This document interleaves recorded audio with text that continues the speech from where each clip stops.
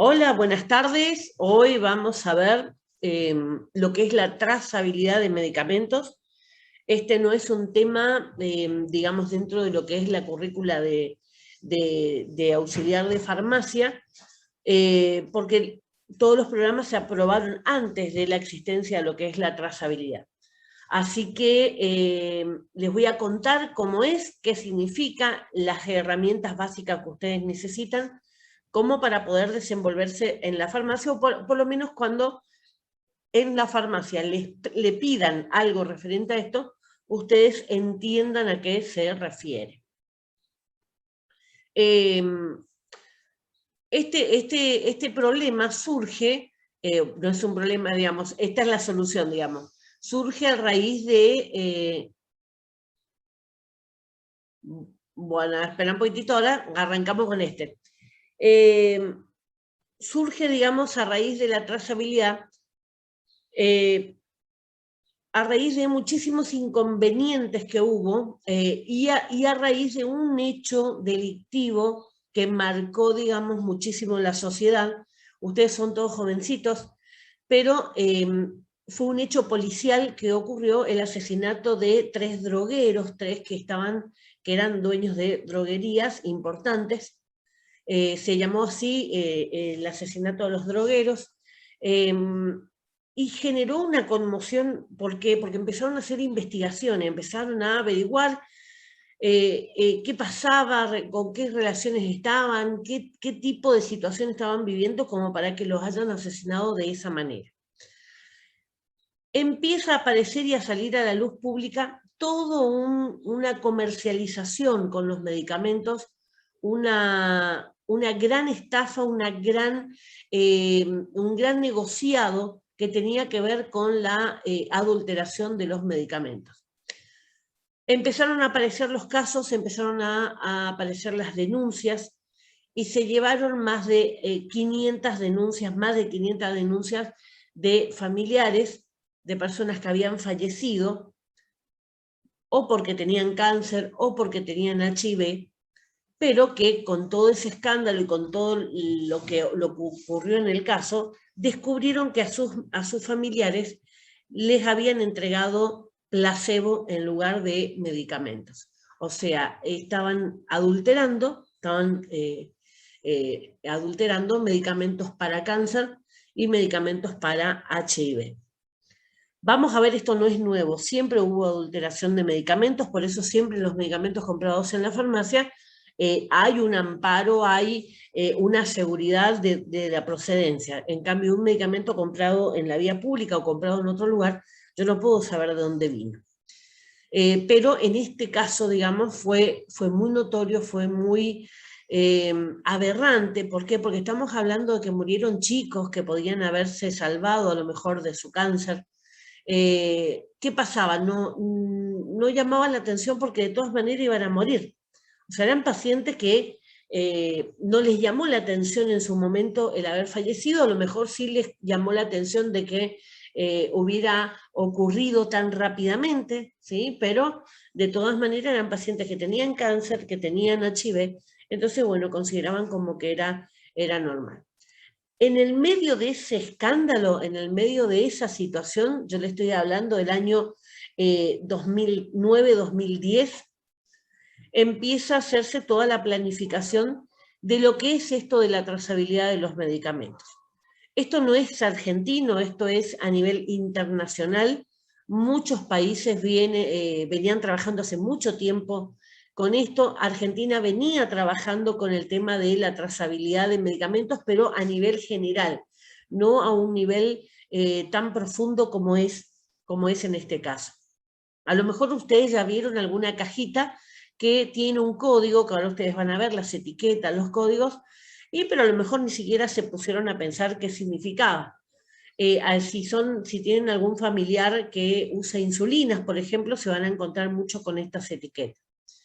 Así que, por eso es importante, para que ustedes sepan que en todas las farmacias del país, a partir del año 2012, empezó a ser obligatoria la trazabilidad. En las droguerías y en los laboratorios empezó a ser obligatoria a partir del 2011. Yo estaba trabajando en una droguería en esa fecha, así que fui la primera que empezó a hacer trazabilidad acá en la provincia, y durante más de un año fui la única que hizo trazabilidad en la provincia. ¿Por qué? Porque no todas las empresas, no todas las droguerías tenían la capacidad para hacerlo, ¿sí? O sea, tenían los programas o tenían las personas con la capacidad como para hacerlo. Esto no fue fácil, requirió mucho trabajo, sobre todo al principio, porque no había los sistemas informáticos para esto, se fueron preparando con el tiempo. A partir del 2012 sí, ya empezaron a ver los programas, pero había que pagarlos, sí, eran programas caros, entonces tampoco no todos tenían la capacidad para poder pagarlo. O sea que la accesibilidad a esto estaba garantizada porque en la página del ANMAT era gratuito, pero digamos que eso llevaba mucho trabajo, y eso es lo que yo quiero que ustedes aprendan, y les voy a enseñar cómo va a ser, digamos, si lo tienen que hacer en forma manual y cómo es cuando es a través de un sistema informático. ¿Por qué? Porque no saben si el día de mañana van a poder trabajar en una farmacia grande que ya está incorporada en los sistemas, o en una farmacia chica donde ocasionalmente les pueda llegar a tocar hacer algún medicamento trazado, ¿sí? Así que la idea es que ustedes entiendan, que vean, que no les sea tan extraño el día de mañana cuando estén trabajando en la farmacia este tema. No se preocupen que les costó muchísimo a todos, ¿sí? A todos los farmacéuticos. No es difícil, solamente que es algo extraño, ¿sí? Entonces, cuando empezamos a encontrarnos con algo que es extraño, nosotros tardamos hasta que nos acomodamos con la idea. Pero no es difícil, ¿sí? Así que cualquier cosa me van cortando, me van preguntando. O sea que, resumiendo todo, la trazabilidad surge como una necesidad por una conducta delictiva que se venía practicando, que tiene que ver con la adulteración de los medicamentos. Bueno, vamos a ir viendo.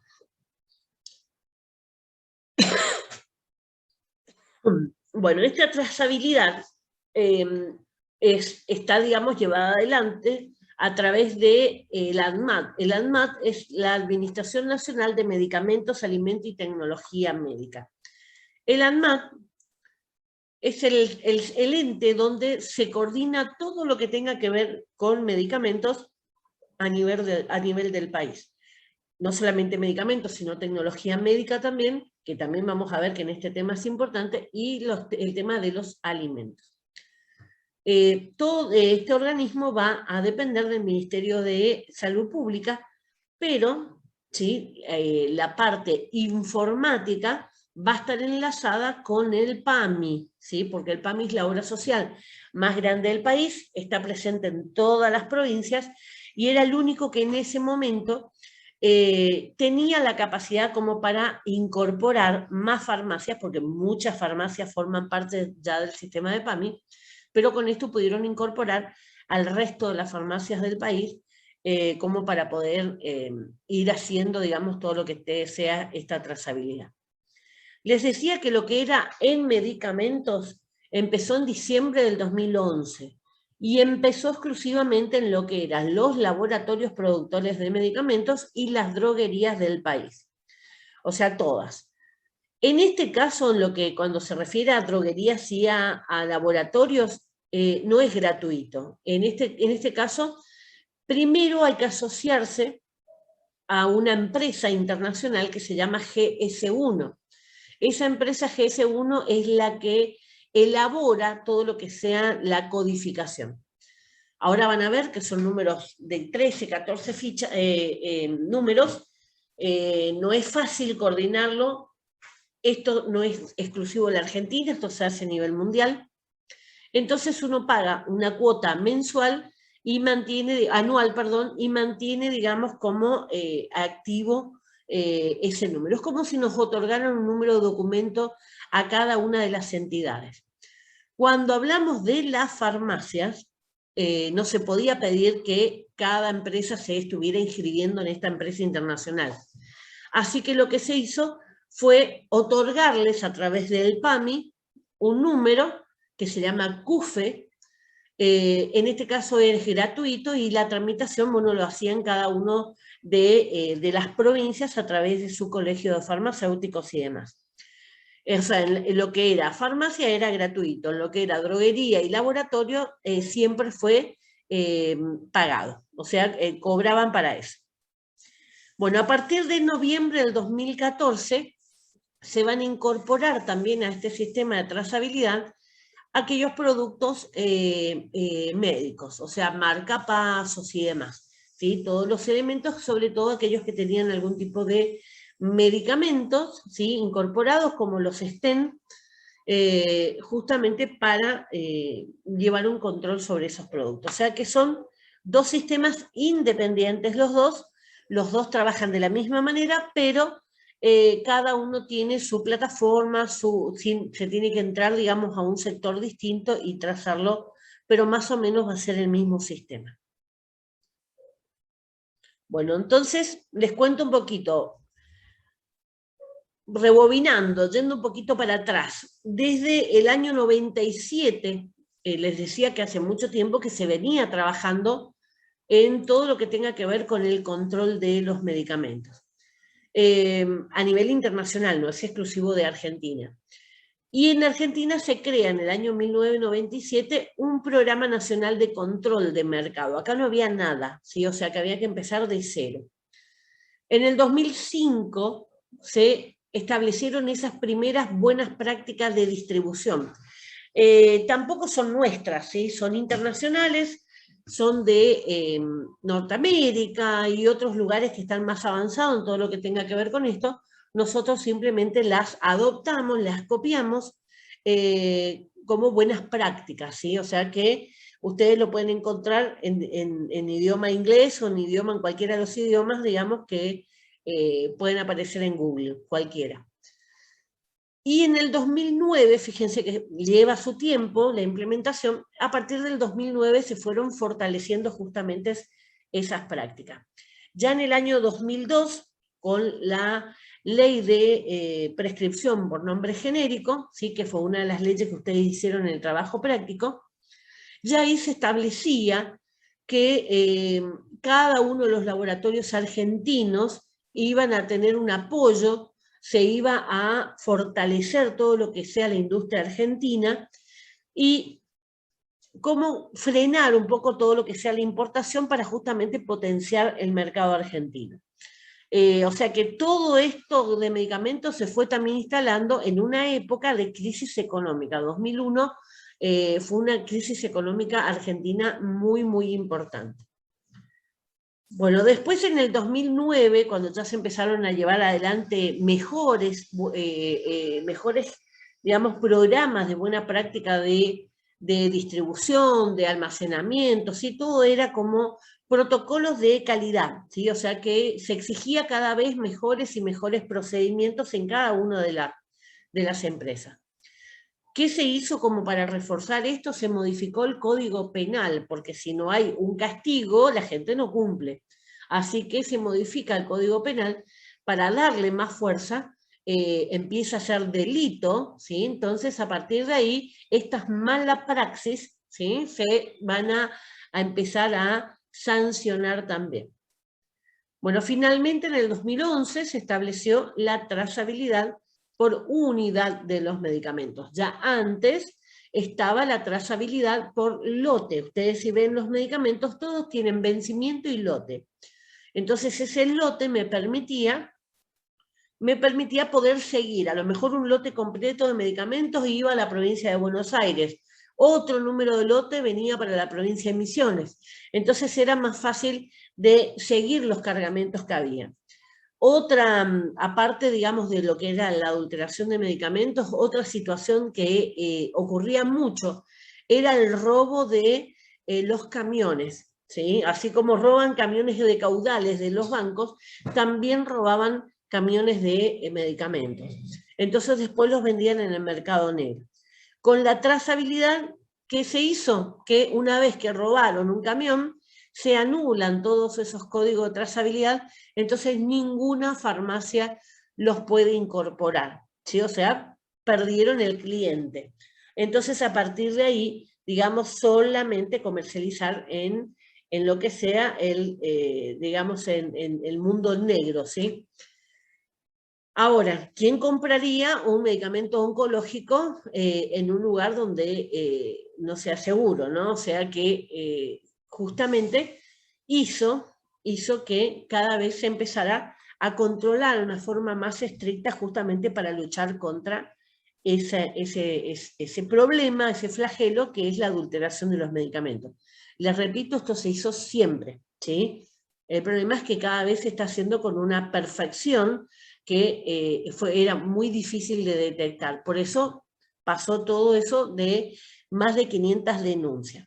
O sea, no se puede saber la cantidad de gente que fue afectada. Más de 500 fueron los que denunciaron, los que por algún motivo aún conservaban los frascos de los medicamentos de sus familiares, ¿sí? Entonces se pudieron llevar esos frascos y comprobar si era medicamento o era placebo, ¿sí? Entonces, imagínense en realidad cuánta gente pudo haber muerto, porque esas más de 500 personas eran los que tenían guardados los frascos, ¿sí? Imagínense que hay mucha gente que se deshace enseguida todos estos productos y que pudo haber pasado desapercibido. Bueno, en el 2011 se estableció la trazabilidad por unidad, o sea, caja por caja. Este es un sistema de seguimiento y localización que permite establecer y registrar el recorrido de un medicamento en particular desde su elaboración hasta su destino final. Vieron que ahora hay muchas aplicaciones deportivas que ustedes activan, salen a correr y les marca el circuito por donde ustedes anduvieron. Algo similar a eso es este sistema. Va a ser como si le pusiéramos un GPS a cada una de las cajitas y a partir de ahí el ANMAT va llevando un monitoreo de por dónde anda esa caja, ¿sí? Para que no se desvíe de lo que es el camino que tenía que recorrer. La implementación se fue dando paso a paso. Primero se hicieron un primer listado de 329 drogas de alto costo. Ahí entraban todos aquellos productos justamente de enfermedades raras, de cáncer y demás. Estamos hablando de productos muy, muy caros. Al día de hoy hay medicamentos que superan el $1.000.000, ¿sí? O sea que una cajita ya equivale, digamos, a un monto muy, muy considerable.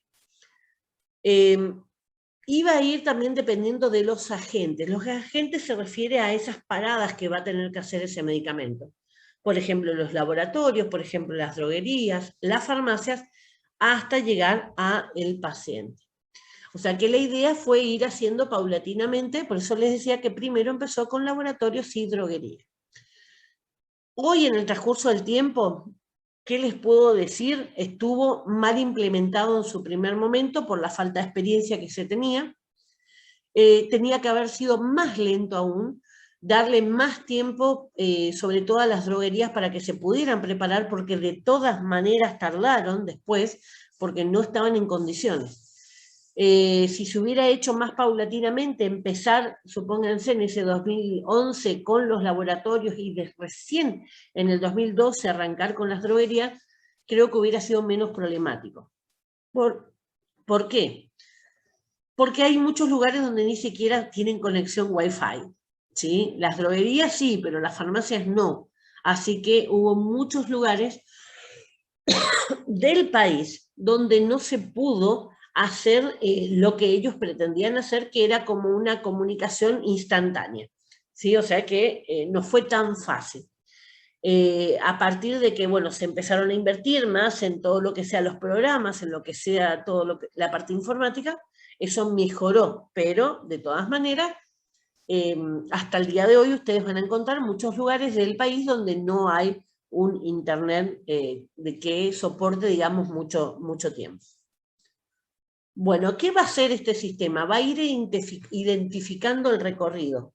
Por eso les decía, y ahí les muestra el dibujito, que va a ser una conexión con el ANMAT ¿sí? Una conexión vía internet, por eso está la antena de internet ahí en el dibujito, donde me va a estar informando ese medicamento a dónde va a estar, ¿sí? Cada vez que llega uno de esos agentes van a ir informando en salud pública, en el ANMAT, ¿sí? O sea, salud pública. Esto se va dando hasta el momento en que la farmacia le entrega el medicamento al paciente. Cuando el medicamento le llega al paciente, ese medicamento, esa caja, ese número que tiene esa caja es dado de baja del sistema y no se puede volver a colocar, ¿sí? O sea que ese era otro delito que ocurría, que muchos pacientes retiraban los medicamentos y los vendían, ¿sí? Los vendían en el mercado negro o en algunas farmacias sin escrúpulos. Así que esto tampoco se podía hacer, o sea, fueron como frenándoles todos los negociados que muchas personas tenían por ahí. O sea, no era solamente adulterar, sino que era robar los medicamentos, era venderlos clandestinamente, era quitarles la posibilidad que un paciente acceda al medicamento y venderlo para conseguir dinero en otro lado. Recuerden, crisis económica también, así que la gente hizo muchas cosas. Les decía que siempre hubo falsificaciones, pero ¿cómo eran las falsificaciones de antes? Eran así. O sea que eran muy notorias. Se podía ver fácilmente que no era lo que habitualmente era la caja. En la farmacia se descubría fácilmente. Hubo muchas campañas, esto se daba en el año 97, hubo muchas campañas de prevención que salían en la radio, en la tele y demás, alertando justamente con que uno de estos medicamentos podía ser falso, que por eso era recomendable justamente comprarlo en farmacia, donde había, digamos, como una garantía de calidad. Ahora, ¿cómo son las falsificaciones? Son así. Nadie puede darse cuenta. Si no hacemos un análisis, ¿sí? No podemos diferenciar cuál es el adulterado y cuál es el correcto. ¿Sí? Entonces, esto ya no sirve la pericia del ojo, ¿sí? Pericia del ojo se le llama al que reconoce fácilmente, sino que necesitamos un laboratorio para que analice. Por eso pasó tanto tiempo y por eso cayeron tantas personas víctimas de estos delincuentes. Empezaron a haber distintos modelos de trazabilidad. En el año 97 lo que se hizo fue justamente la trazabilidad por lote. Ahí empezó a ser obligatorio que en las cajas, en los blisters, viniera el vencimiento y el número de ese lote. Lote es la producción entera que salió, ¿sí? Obviamente son miles de cajas. Por eso se llama lote, sino que es un grupo completo.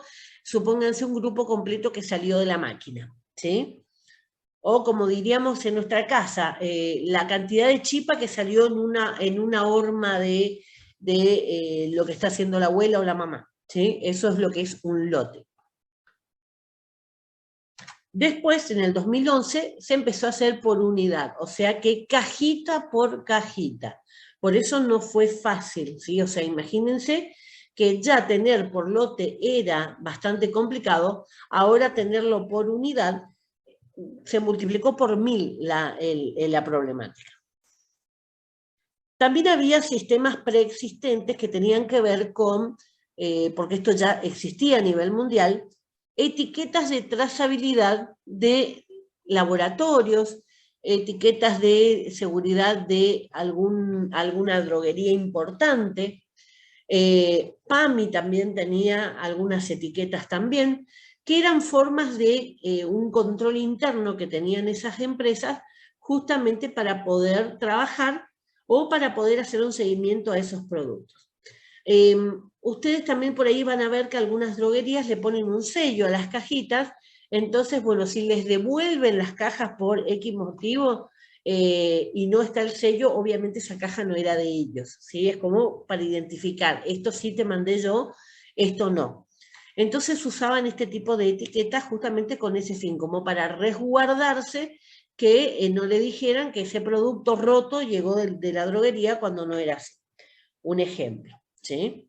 Entonces estas etiquetas existían. ¿Por qué les muestro esta etiqueta? Porque cuando empezamos a trabajar con trazabilidad nos aparecían estas etiquetas y eso también fue un caos. Por eso le decía que a lo mejor haberlo hecho un poco más lento, sacar estas etiquetas del mercado y después introducir la que serían de trazabilidad, hubiera ayudado mucho. En ese momento era una mezcla, era todo esto y nosotros no sabíamos cuál trazar, por las dudas trazábamos todo. Bueno, ¿y qué es entonces esa trazabilidad por unidad de medicamentos? Consiste en el uso de un código único e inequívoco. ¿Qué quiere decir único e inequívoco? Que no hay dos iguales. ¿Sí? Como un número de documento, no hay dos iguales. Cada caja va a tener un código que está pegado o impreso en el envase de cada una de las unidades de venta de los productos farmacéuticos. De todos los productos que ustedes ven, había, de los que estaban en la lista, ¿no? Había cajita por cajita que ponerle un código. Cada agente involucrado en la cadena de suministro debe registrar esos movimientos logísticos de los medicamentos y transmitir dicha información en el tiempo real a la base de datos central administrada por el ANMAT. Esto del dibujito que yo les mostré antes. ¿Sí? Le pongo el dibujito para que ustedes lo vean. Esto, informar paso por paso, ¿sí? Esos movimientos logísticos. ¿Qué es movimiento logístico? El movimiento de llevar de un lugar al otro. Eso es logística. ¿Sí? El correo hace logística. Entonces, esto de llevar un medicamento desde el laboratorio hasta el paciente, yo tengo que ir informando todas las paradas que fue haciendo en el camino. ¿Sí? Esto es lo que eran los movimientos logísticos de la trazabilidad. Vuelvo.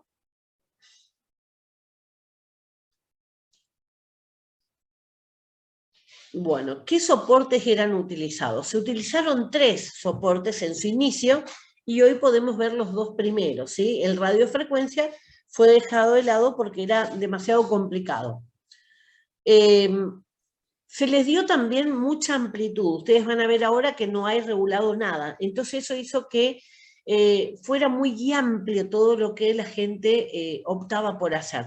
En lugar de cerrarles más y dejarles pocas opciones, se le dio muchas opciones y empezamos a encontrar una gran variedad de cosas.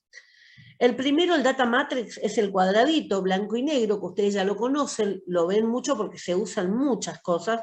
Se usa para el quit, se usa para... Hasta los autos vienen ahora con el Data Matrix en el parabrisas, si ustedes prestan atención.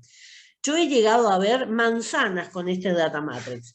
O sea que en el lugar donde salió tiene algún código de seguimiento y demás. Así que ese código QR también lo pueden llamar, aparece en cualquier lado, si es un sistema que permite cargar dentro de esto una serie de información que va a servir con el soporte para leerlo, va a servir para múltiples funciones, ¿sí? Desde ver un video, leer un libro, ahí ustedes van a ver muchos QR también en nuestra costanera, que son libros que son para descargar a través justamente de un código también de este Data Matrix. Bueno, el famoso código de barras. El código de barras es parecido al código de barras que tenían todos los medicamentos y que ustedes encuentran en todos los productos. Cualquier producto que ustedes ven tiene un código de barra que ahí está codificado el precio y demás, y es lo que la cajera le va pasando, la cajera a los supermercados y demás, va pasando por el detector como para que vayas haciendo la suma de sus compras, por ejemplo. O sea, no es nada nuevo. Estos son 2 sistemas que estaban ya de mucho tiempo. La radiofrecuencia, porque no avanza, la radiofrecuencia sí era algo nuevo, era novedoso. Ahora van a ver que se colocaba en el interior de las cajas, así que era problemático. Se la colocó en el troquel es ese pedacito que se le recorta a la caja para ponerle a las obras sociales, los documentos de las obras sociales, se los colocó ahí, entonces la obra social se llevaba al dispositivo y no el paciente, o sea que esa no era la idea era que el dispositivo se lo lleve el paciente, así que no funcionó mucho tiempo. Acá el laboratorio que lo ocupó fue Gador. Ahora ya tenemos todos los otros. Bueno. Tienen que saber también qué son los identificadores de la aplicación. Esos identificadores van a estar caracterizados por números, ¿sí? Esos identificadores van a estar siempre para identificar justamente el inicio del número que ustedes tienen que prestar atención. Uno de esos identificadores es el 01, que ustedes lo ven ahí entre paréntesis, 01. Muchas veces aparece así, 01 entre paréntesis. Ese es el GETIN. ¿Qué es el GETIN? Las siglas en inglés de la número de localización global, o sea, a nivel mundial, ese medicamento tiene ese GETIN, ¿sí? Y normalmente va a tener 14 números, ¿sí? O sea, 14 caracteres numéricos. Solamente números, ¿sí? Y todas van a empezar con el 0 adelante. Eso es típico, siempre van a empezar así. Van a encontrar otro identificador, o sea, ese sería para el producto. Por ejemplo, si estamos hablando de una insulina, supónganse insulina NPH. Bueno, la insulina NPH tiene este GETIN. Cuando hablamos del segundo marcador, es 21. Ese marcador 21 lo que me está definiendo es que después de ese 21 me va a aparecer el número de serie. El número de serie es el de esa cajita, es el que no puede haber dos iguales, ¿sí? Ese medicamento y esa cajita van a tener solamente ese número de serie. En este caso sí era más complicado porque podía tener letras, podía tener números y podía ser de una longitud de hasta 20 caracteres, o sea, 20 números o 20 espacios.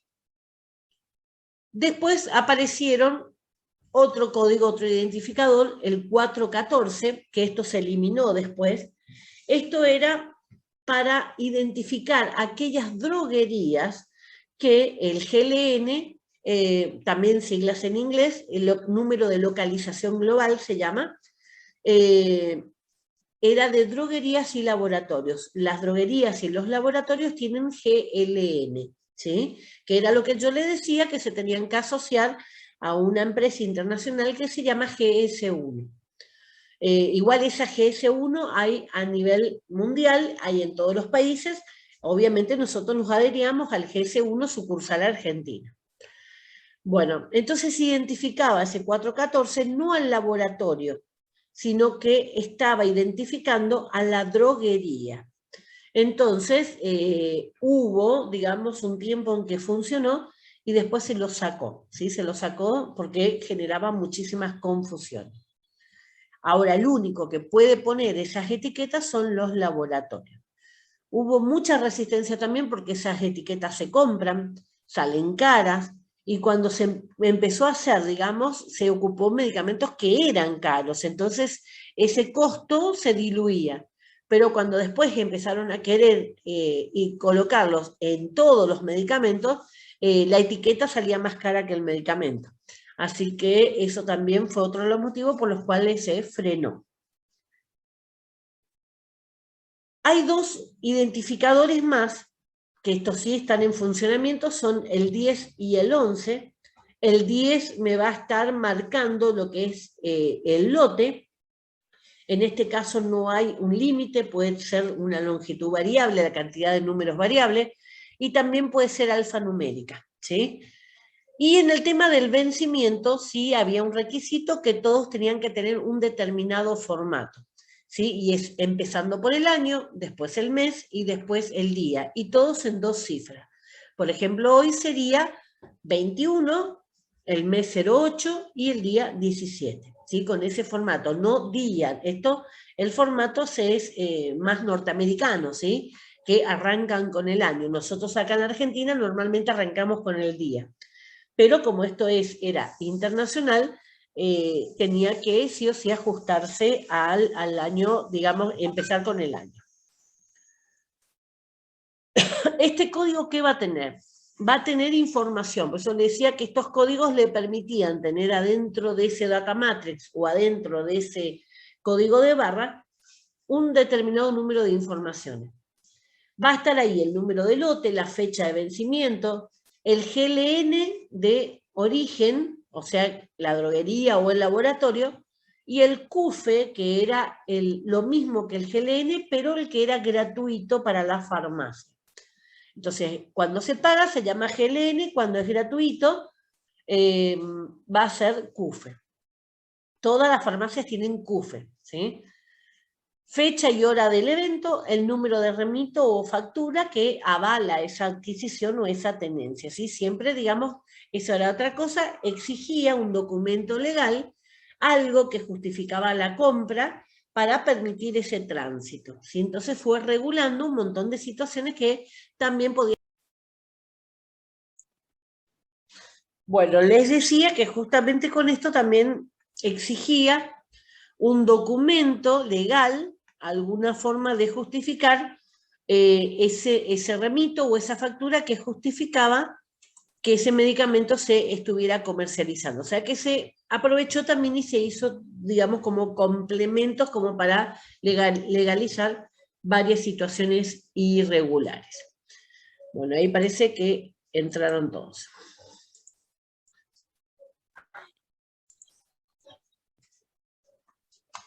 ¿Cuáles son los datos considerados obligatorios? Uy, se me va. Ay, ¿qué le cuesta esto? En los papeles, en los documentos, tenía que estar obligatoriamente el lote, el vencimiento, el GLN, ¿sí? del origen, o el CUFE del cliente. Y en la caja del medicamento tenía que estar el lote, el vencimiento, el GTIN, que era el número de medicamento, el GLN, que era el número del laboratorio o la droguería, y el número de serial, ¿sí? O sea, eso era lo que tenía que estar obligatoriamente. Además de incorporar un precinto de seguridad. ¿Qué me aseguraba este precinto de seguridad? Lo que me aseguraba era que nadie había abierto esa caja, ¿sí? Es un precinto de un plástico termosellado, que ¿qué quiere decir eso? Si yo lo intento despegar, despego la pintura de la caja, ¿sí? O sea, se detecta fácilmente. Lo más fácil es cortarlo, pero también después se nota que está cortado. Así que es una garantía de que nadie abrió esa caja antes. Los eventos logísticos de movimiento que se van a informar van a ser cuarentena, eso obviamente los laboratorios, cuando estaban en cuarentena los productos, cuando se exportaban al exterior, cuando se estaban haciendo algún ensayo clínico. Recuerden, los ensayos clínicos son los que se hacen después de los animales, se empiezan a hacer ensayos clínicos en humanos voluntarios. En las muestras médicas, en algunos casos, en aquellos casos, digamos, que también se tenía que informar los robos o los extravíos, por eso le decía que era muy común que robaran camiones. A partir de esto, era inútil robarlos porque después, ¿qué hacían con esos medicamentos? Y las contramuestras de museo se refiere a las muestras que los laboratorios van dejando. De cada lote, ¿sí? De cada lote que sale del laboratorio, se deja una muestra que es justamente por si hay algún tipo de denuncia, se recurre a esa muestra original para saber si es una contaminación que partió, supónganse, a partir de ese laboratorio, o se contaminó por el camino, ¿sí? Por alguien que no cumplió, digamos, su trabajo, pero en los otros pasos. Droguerías o farmacia, lo que sea. Distribución al eslabón posterior, o sea, informar a que entregué a mi cliente. La recepción, cada vez que recibíamos algo de un proveedor, teníamos que informarlo también. El retiro del mercado, si algún medicamento era retirado al mercado por X motivo, se lo retiraba, pero se tenía que anular los números. Y también la dispensación al paciente. Por eso le decía que cada uno de los agentes iba informando, recibí, vendí, ¿sí? Todo el tiempo, todos los eslabones iban avisando. También se podía informar si había algún producto destruido, deteriorado, algo que se había roto en el camino, entonces eso también se podía informar. Y también aquellos que por algún motivo se hayan vencido en los estantes, entonces se tenía que informar antes del vencimiento. Después del vencimiento ya no se podía hacer nada porque los códigos caducaban. Cada agente entonces puede transmitir esos eventos que van a estar autorizados a sus licencias.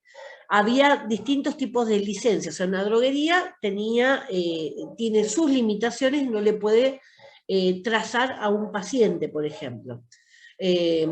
Una farmacia hospitalaria se diferencia de una farmacia comunitaria. ¿Por qué? Porque en la hospitalaria dejaban fraccionar, ¿sí? En cambio en una comunitaria no. Así que cada una de las licencias que se pedía, digamos, tenía sus puntos, sus limitaciones. ¿Qué hace también el sistema? Va a enviar alertas cuando detecta algún error. O sea, cuando cargábamos algo que estaba equivocado, saltaba algún tipo de error. En algún momento también venía la gente del ANMAT justamente a ver cuál era el error que estaba figurando. Al principio fue bastante caótico, ¿sí? Cada agente deberá informar los movimientos logísticos asociados a ese medicamento que tiene la serie, que está serializado, quiere decir que tiene la etiqueta. Cada movimiento logístico es validado con el movimiento previo, anterior reportado a la base de datos. O sea que yo voy a poder informar algo que el anterior a mí también informó, ¿sí? O sea que se va como validando el sistema. Y la información se concentra en una base de datos que está administrada por el ANMAT. En realidad la base de datos, como le decía al principio, es del PAMI, ¿sí? O sea que cuando el PAMI colapsa, se colapsa trazabilidad también. Bueno, ¿cómo se identifican esos productos? Con ese código inequívoco, con un lenguaje armonizado, proporcionado por el estándar GS1. GS1 es la empresa internacional que otorga estos números. Consta de un número de artículo comercial que se llama GTIN, o sea, cada medicamento tiene su GTIN, que identifica el producto y la presentación, y un número de serie que identifica específicamente la unidad, cada cajita. El código debe colocarse en el envase, en un soporte de datos, data matrix o código de barra, y con un lenguaje visible al ojo humano. Ahí estuvo otro error. ¿Por qué? Porque no todos vemos de la misma manera. O sea, generó muchísima confusión porque con el tema de ahorrar el tamaño de las etiquetas, porque les dije que cuestan esas etiquetas, se hicieron demasiadas pequeñas. Entonces muchas veces, al ser tan pequeñas, se desdibujan los números. El 5 se parece al 6, el 8 se parece al 3, depende cómo estaba grabado. Así que la tipografía, el tipo de letra tampoco estaba regulado y pueden encontrar de todos. Ahora van a ver imágenes como para que se den cuenta. Se permiten tecnologías compatibles con el estándar GS1, o sea, todas tenían que tener un sistema adecuado a lo que es este sistema internacional. No se podía hacer, digamos, nada que fuera ajeno a esto. Acá lo que tienen que tener en cuenta también es que esta misma tecnología la tienen que leer en todo el mundo. Por eso eran tan exigentes. Cuando empezaron los programadores informáticos a preparar sistemas para la farmacia, todas tuvieron que trabajar con GS1 justamente para que GS1 le validara esos programas y así poder utilizarlos. Si no, no se podía. Bueno, entonces el portador de datos que se utilizará por cada empresa es elegida por cada una de ellas, o sea, cada empresa elige libre. La información deberá ser codificada y almacenada de acuerdo a esos estándares, esos marcos que le daba el GS1. Normalmente el formato debería ser el siguiente. Arrancamos con el GTIN, el 01 era el GTIN, ese es un dato obligatorio, o sea que es el número que le corresponde a ese medicamento. Por ejemplo, ¿sí? Para que ustedes se lo imaginen, Lotrial 10 miligramos comprimidos por 30. Ese tenía un GTIM, ¿sí? Lotrial no está trazado, pero para no darles nombres de marcas que ustedes no van a conocer. Así que les doy con una conocida. El Lotrial 10 miligramos comprimidos por 30 tiene un GTIM. El Lotrial 10 miligramos comprimidos por 60 tiene otro. ¿Sí? Así cada presentación va a tener otro número. Después el 17, ¿sí? El identificador 17, que era la fecha de vencimiento, eso no era obligatorio ponerlo, sí, era un dato opcional. Le seguía el 10, que es el lote, también va a ser un dato opcional, y terminaba la etiqueta el número de serie, el 21, la identificación del 21, que era sí un dato obligatorio. Ahora ustedes van a ver, esto era lo que se pretendía, este formato. Sin embargo, van a ver las etiquetas que distan mucho de lo que fue, digamos, lo que se tenía planeado. Acá les doy un ejemplo para que ustedes vean que cada producto tenía un número en base a un laboratorio, ¿sí? Este laboratorio, el GTIM del laboratorio, la identificación de ese laboratorio de sus productos, ¿sí? Arrancamos con el GLN, o sea, este laboratorio se tuvo que inscribir en GS1 y pedir la autorización y le otorgaron este GLN, que es como el número de documento, ¿sí? Bueno, ahí yo les puse en color la última parte. ¿Por qué? Para que ustedes vean cómo la primera parte, como si fuera un apellido, se va a repetir en todos los hijos, ¿sí? Lo que va cambiando son los nombres. Entonces ustedes van a ver que dentro del laboratorio Vanier hay varios productos que tienen este tipo de reglamentación, que son trazados, pero que todos van a tener números distintos. Entonces ustedes ven que Tiapina, por ejemplo, un número determinado, y arranca siempre con el 0, recuerden. Acá ya serían los GTIM, ¿sí? Y después fíjense en Respex, todos son Respex, pero tienen Respex la concentración de 1, de 2 y de 3 miligramos, y tienen en comprimidos por 20 y por 60. O sea, cada una de esas presentaciones tiene un GTIM diferente, ¿sí? Entonces, creo que con esto les queda claro, ¿no? Cómo es el sistema. En el tema del data matrix, esto era como se suponía que tenían que ser las etiquetas, ¿sí? Supuestamente iban a venir con este formato y en la práctica nos encontramos con este formato. Fíjense que acá también está el indicador 414, que yo les decía que al principio estaba, pero que después fue retirado. ¿Sí? El 414 era de droguerías, que por motus propia, digamos, tenían un sistema de trazabilidad, pero no era este sistema nacional. Otro ejemplo. Fíjense la etiqueta. Nada que ver la etiqueta con lo que se suponía que tenían que ser. Ahí le acerco más la etiqueta para que lo puedan ver. Ven el marcador 01 y ven el marcador 21, los dos que eran obligatorios. ¿Por qué no le ponían el resto? Porque la etiqueta se quedaba más grande. En este caso los números eran visibles fácilmente. Hubo otros que eran muy pequeñitos que con lupa los usábamos. Ahí tienen ustedes el código de barra, supuestamente tenía que ser como muestra arriba, ¿sí? Y bueno, cómo se veía en la práctica. En este caso el GTIM, ¿sí? El GTIM está, el 01, y está el número 21, que era el número de serial.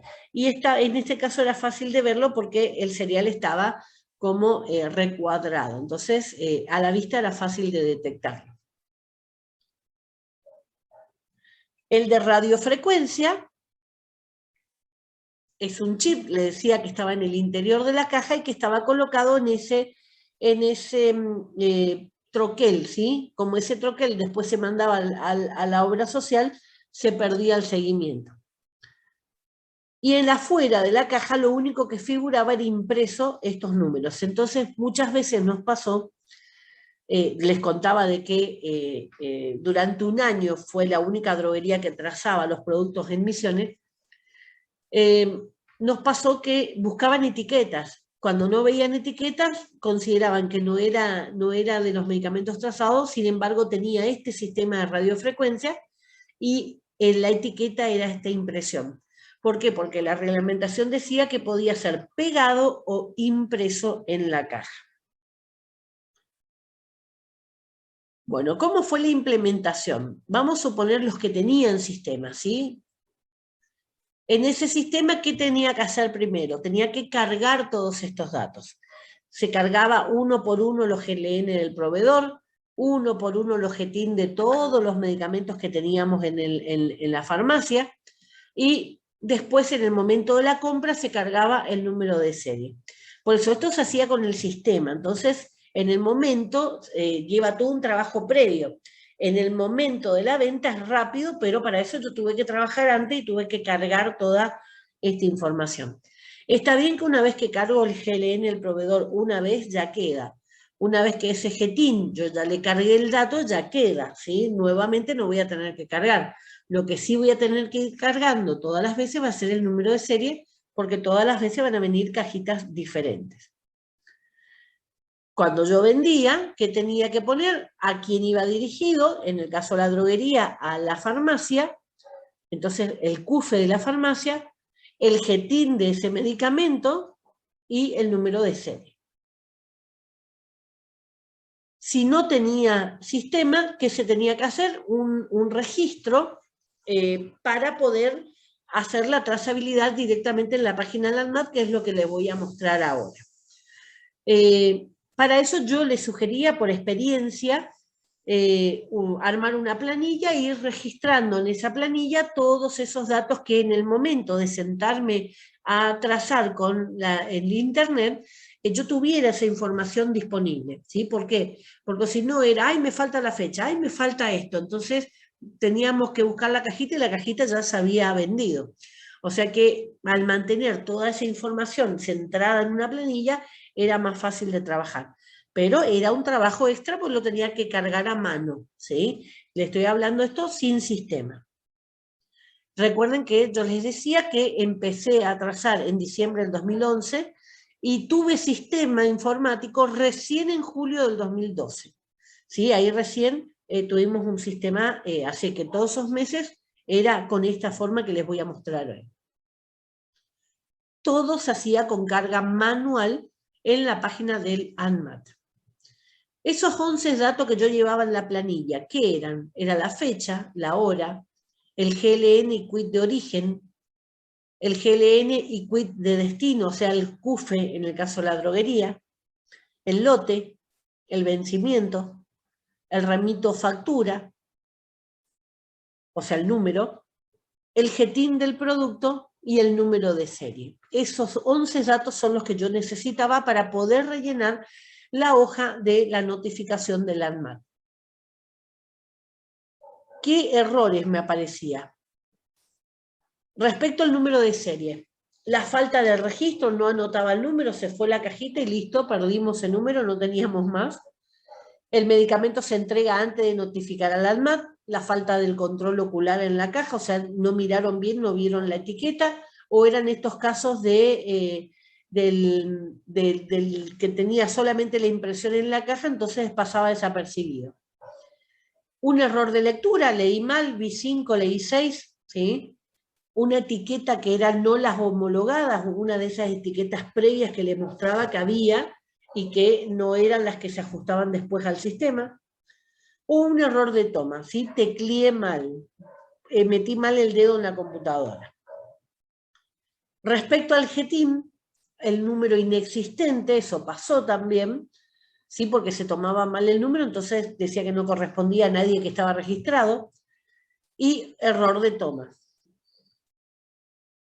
¿Qué cuidados había que tener? Primero, lo que yo les recomendaba era que cada una de las empresas, porque incluso tuve que dar charlas respecto a esto, di 3 charlas en la provincia justamente contando nuestra experiencia, contando todas las dificultades que nosotros tuvimos para que las farmacias estuvieran más preparadas. Esa planilla de 11 datos yo les suministré a todos, ¿sí? Como para que supieran cómo arrancar por lo menos. Después las farmacias más importantes, las más grandes, ya compraron los sistemas, pero mientras tanto tenían que arrancar de alguna manera. Entonces, bueno, mi recomendación siempre era primero armar justamente esa lista de las drogas que comercializaban para poder trazar. Si es una farmacia grande, va a tener un listado grande. Si son farmacias chicas, posiblemente ni siquiera trabajen con productos trazados. La recepción de los productos, el reconocimiento de las etiquetas homologadas, o sea, reconocer cuáles eran las correctas, el registro de esos datos, la notificación al ANMAT de que llegó ese medicamento y el registro de la transacción. Eso es importante también. Cada vez que hacíamos bien la transacción nos venía un cartelito que decía transacción exitosa y un número. Ese número también lo teníamos que anotar. ¿Por qué? Porque si por algún motivo teníamos que devolver o anular esa trazabilidad, el sistema nos pedía ese numerito, ¿sí? O sea que también empezamos a tener de costumbre trazar con las facturas o con los remitos, entonces el número exitoso que nos daba lo escribíamos en los remitos justamente para saber que ese número correspondía a esa factura. La dispensación al cliente. El remito o factura, en el caso de una farmacia no tiene remitos, va a ser ticket, ¿sí? En ese caso los datos del paciente va a ser exclusivamente para la farmacia, la droguería no tiene pacientes. El DNI, la dirección, los datos de la obra social también, ¿sí? O sea, los datos que la farmacia le puede proveer. Se notificaba al ANMAT y se archivaba la documentación. ¿Qué tiene que ver el archivo de la documentación? Como cualquier otra documentación de farmacia, se guardan por el término de 2 años. Bueno, y acá les voy a mostrar cómo se ve el sistema, ¿sí? Esta es la página del ANMAT, así ustedes lo van a ver. Ahí ustedes pueden ver que tiene, a ver, ahí está. En el margen, digamos, derecho de la pantalla, arriba de la mano del médico o la médica que está el dibujo, ustedes van a ver para ingresar al sistema o para registrarse. Para registrarse había que hacer toda una capacitación, nos tomaban un examen, teníamos que hacer varias prácticas como para que dijeran que entendíamos el sistema para poder trabajarlo. Eso era para la habilitación. Una vez que nos habilitaban, nos daban un número, ¿sí?, de autorización, y con ese número, clave y demás, entrábamos ya en este otro, en el ingresar al sistema, con nuestro número de clave. A partir de ahí se abría, ¿sí?, se abría y aparecía esta pantalla. Esta es una pantalla de farmacia, por ejemplo, pero el de la droguería era similar también. Ustedes van a ver, por ejemplo, que va a aparecer agentes, el primer ítem desplegable que ustedes van a ver ahí. En agentes estaba lo que correspondía a la empresa. Si había que cambiar algún dato, alguna cosa, siempre se manejaba con eso, si no, no se lo tocaba. El que más se utilizaba era el que dice movimientos, que ahora les voy a ampliar para que ustedes vean todo lo que decía adentro. El catálogo electrónico de datos era como una biblioteca, ahí se podía encontrar todos los jetines, todos los jetin de los medicamentos estaban ahí, y también se podía encontrar todos los números de GLN o CUFE, todos, ¿sí? Todos estaban ahí registrados. Los avisos, ahí aparecían las alertas, ¿sí? Cuando había algo que habíamos hecho mal, aparecían las alertas ahí, y bueno, salir era para salir del sistema. Vamos al de movimiento. Fíjense todo lo que tenía el tema de movimientos. Consultas, si yo quería consultar algún medicamento. Transacciones pendientes de confirmación eran los que mis proveedores me habían mandado y yo todavía no los había aceptado. Envíos propios alertados, o sea, alertas que yo armé en la alerta. Listado mensual, que la idea era todos los meses mandar como un resumen de todos los productos trazados, pero que después en la práctica no se pudo hacer porque colapsó. El remito electrónico, también permite el sistema, digamos, emitir un remito electrónico que sirve como constancia de que el producto está trazado, ¿sí? Entonces muchas obras sociales por ahí piden que vaya también el remito electrónico. Informar alguna situación, entonces informábamos ahí. Cancelar, si había que anular alguna transacción, se anulaba ahí con cancelar, y si yo quería hacer alguna consulta de stock, con consulta de stock. Nosotros al principio todos los que recibíamos lo hacíamos por informar, informábamos que recibimos algo. Después, a raíz de un montón de errores que fueron haciéndose a nivel nacional, eso anularon, entonces todo lo que nosotros recibíamos lo teníamos que hacer por transacciones pendientes de confirmación. ¿Sí? Por informar hacíamos la salida. ¿Por qué esto? Porque todos cargaban mal los datos, o sea, muchos errores de tipeo. Entonces, ¿quién quedaron exclusivamente autorizados a cargar los datos? Los laboratorios. Si ellos cargaban de una determinada manera, nosotros simplemente les dábamos OK, los aceptábamos y demás. ¿Sí? O sea, no podíamos cambiar la numeración nosotros. Bueno, en este caso, el listado de transacciones pendientes de confirmación, si ustedes ponían blanco, ¿sí? Sin aportar nada, simplemente le ponían buscar, te aparecía todo lo que tenías en tu historial, ¿sí? Si uno quería saber de determinado laboratorio, determinado proveedor, ponía el GLN de ese proveedor, buscar y te figuraba, digamos, todo lo que te habían mandado. ¿Esto para qué servía muchas veces? Cuando no estábamos seguros si ya el laboratorio o la droguería había despachado el producto. Una vez que despachó el producto, empezaba a aparecer en el sistema como enviado.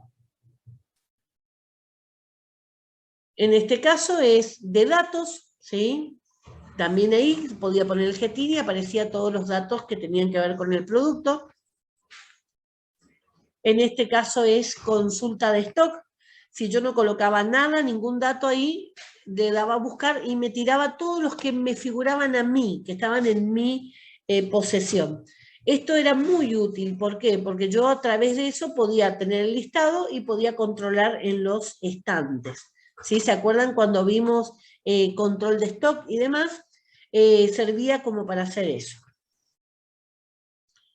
En el catálogo electrónico de datos le decía que estaba un listado completo de los GLN, CUFE, o sea, la identificación de las empresas, laboratorios, droguerías, farmacias, y también había un catálogo de GTIN, o sea, de los productos.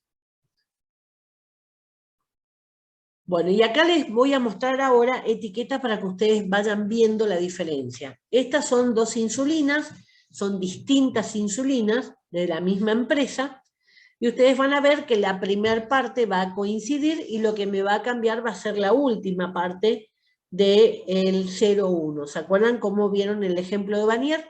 Bueno, eso es lo mismo ocurría siempre, ¿sí? O sea, la primera parte era numeración que tenía que ver con el GLN de esa empresa, de ese laboratorio, y después aparecía el número que correspondía a ese producto de la empresa. Entonces ustedes ven que la de Insulin R tenía la terminación 1401 y la de Insulin N tenía la terminación 1418. Bueno, después ven el número de serie con el 21, ¿sí? Que eran los dos que eran obligatorios.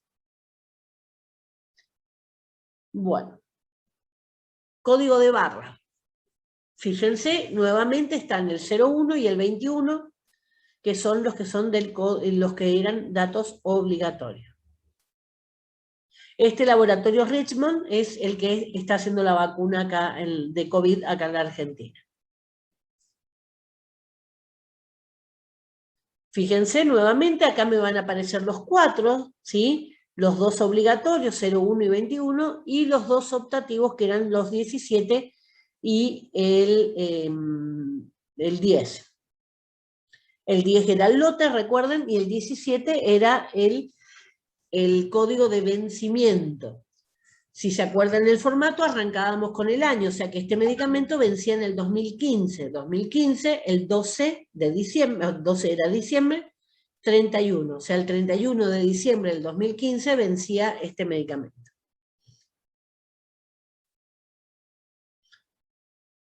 Las etiquetas no estaban reguladas, podían tener color, distintos tamaños, por eso no había nada que estaba estipulado, podía estar colocada en cualquier parte de la caja.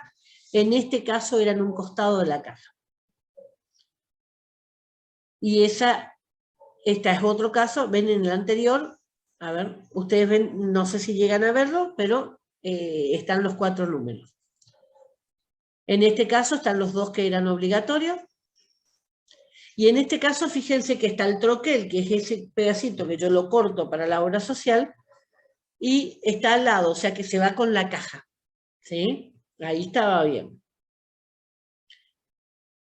Acá pueden ver, distinto color, también están los 4 datos. A veces figuraban los 4 datos, pero no los 4 datos estaban cargados en el data matrix, o sea que ese era otro problema. Acá ustedes pueden ver, además de ser con código data matrix, que están los 4, este era el ejemplo laboratorio Vanier. Acá ven la banda de plástico, ¿ven? Termosellada, quiere decir que se adhiere a la caja, entonces para retirarlo despego la pintura de la caja. Se nota fácilmente que alguien lo abrió. Este es otro ejemplo, ahí está también esa faja de seguridad, en ese caso está cortada. Está el GETIN y está el lote, el vencimiento, y abajo está la serie. En este caso ellos no colocaron los marcadores 01, 21, pero la autorizaban igual. Y este es el último, ya no nos conectamos más cuando se termina el tiempo. En este caso, estamos hablando de también los 2 marcadores que eran obligatorios. ¿Están? Este usaba yo. Bueno, entonces tengan en cuenta eso. Este tipo de sistema, el sistema de trazabilidad, se hace en todas las farmacias del país. O sea que sí o sí ustedes se van a encontrar con esto. La idea era que a ustedes no les suene tan raro el día que lo planteen, el día que lo vean o el día que le digan, tened cuidado que este es para trazar, ustedes entiendan a qué se refiere, ¿sí? O sea, tiene un seguimiento por parte de la autoridad sanitaria en el cual es importante ir informando a salud pública todos los movimientos que se van haciendo sobre ese producto. ¿Por qué era? Porque hubo gente inescrupulosa, sin escrúpulos, que lo que hizo fue adulterar productos oncológicos y productos para pacientes con HIV y de cáncer, ¿sí? Justamente para adulterarlos y lucrar con eso. También para aquellos que robaban los cargamentos de medicamentos y demás. Así que bueno, con esto damos terminado este tema, dejo de grabar y ahí vemos la consulta.